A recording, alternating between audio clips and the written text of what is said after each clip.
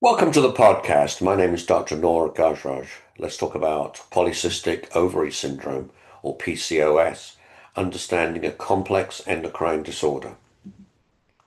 Diagnostic criteria, a matter of consensus.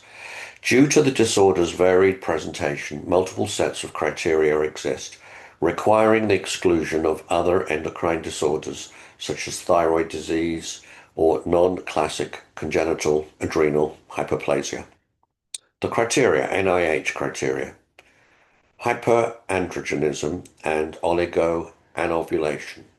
Rotterdam criteria: any two of three features: hyperandrogenism, ovulatory dysfunction, and polycystic ovarian morphology. AE PCOS criteria: hyperandrogenism and ovulatory dysfunction and/or polycystic ovarian morphology. The Rotterdam criteria are the most widely used, with diagnosis generally requiring the presence of two out of three core features.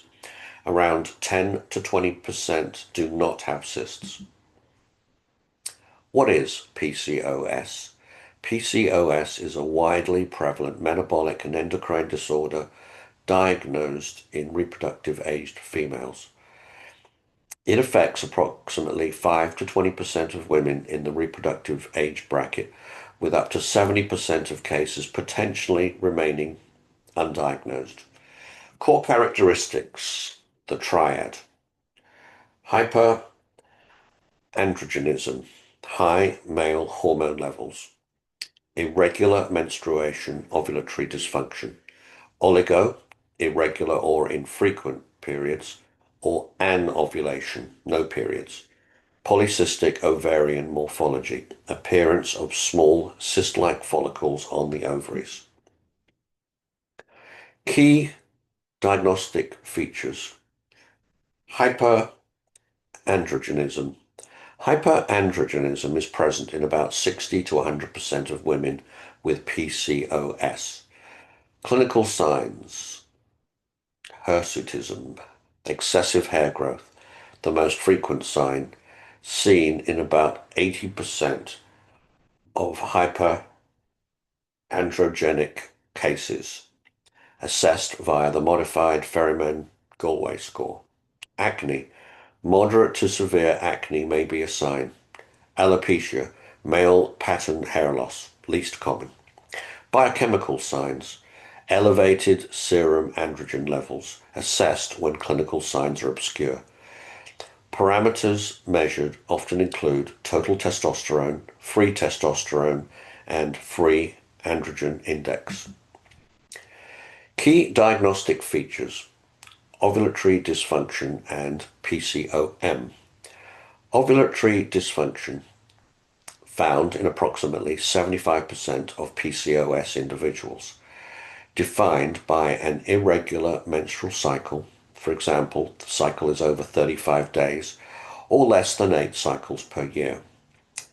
Can also be subclinical, regular cycles with underlying anovulation, making diagnosis challenging.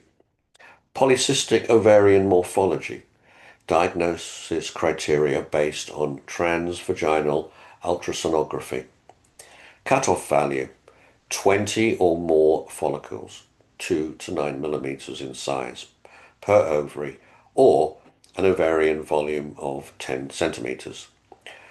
Alternative marker: anti-Mullerian hormone, is being studied as a less invasive alternative as it correlates with the number of antral follicles. Cardiometabolic and long-term risks. PCOS is often comorbid with metabolic conditions and carries significant long-term health risks, largely due to underlying insulin resistance and diabetes, a core feature, often leading to impaired glucose tolerance, increased risk of type 2 diabetes. Cardiovascular disease. Risks include dyslipidemia, abnormal lipid levels, high triglycerides, low HDL, hypertension. Reproductive and cancer risks. Infertility, a common concern, Pregnancy complications, higher risk of gestational diabetes and preeclampsia, increased risk of endometrial cancer due to unopposed estrogen from chronic anovulation. Etiology, genetics and environment. Genetic basis, strong evidence of a polygenic disorder suggested by twin studies and familial clustering. The risk increases by 30 to 50% if the mother or sister has PCOS. Genes involved relate to androgen biosynthesis and action, insulin secretion and action, and gonadotrophin action and regulation. Environmental factors, lifestyle, obesity and low physical activity exacerbate symptoms. Weight loss can restore ovulation. Endocrine disrupting chemicals. Chemicals that interfere with the hormone system, for example, bisphenol phthalates. Bisphenol levels are reported to be higher in women with PCOS and may stimulate androgen synthesis. Treatment goals and current therapies. PCOS is currently incurable, but symptoms can be successfully managed.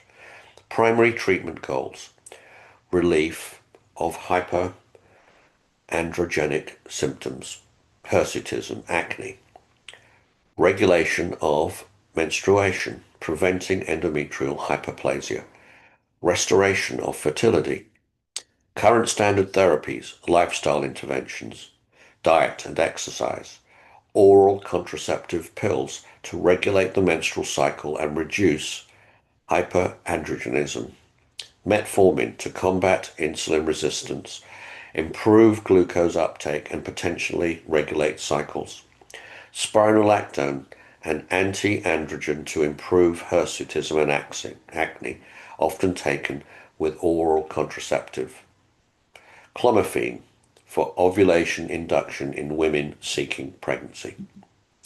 Emerging treatment options: inositol, sugars that function as messengers to potentially improve insulin sensitivity. Vitamin D supplementation may ameliorate insulin resistance, though evidence is contradictory. Statins, drugs to lower cholesterol that have also shown a reduction in insulin resistance and hyperandrogenism in some studies.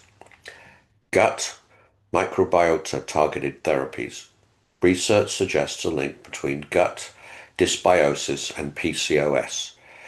Probiotics are being studied for their potential to regulate gut flora and reduce inflammation. In conclusion, PCOS is a complex, multifaceted disorder that requires a multidisciplinary approach. Physician, gynecologist, endocrinologist. Continued research on its genetic and environmental etiology is crucial for developing better, evidence-based diagnostic criteria and ultimately finding a permanent cure. Thank you for listening. Please consider buying my book, 100 Pathways to Longevity, and subscribing to this channel. Thank you.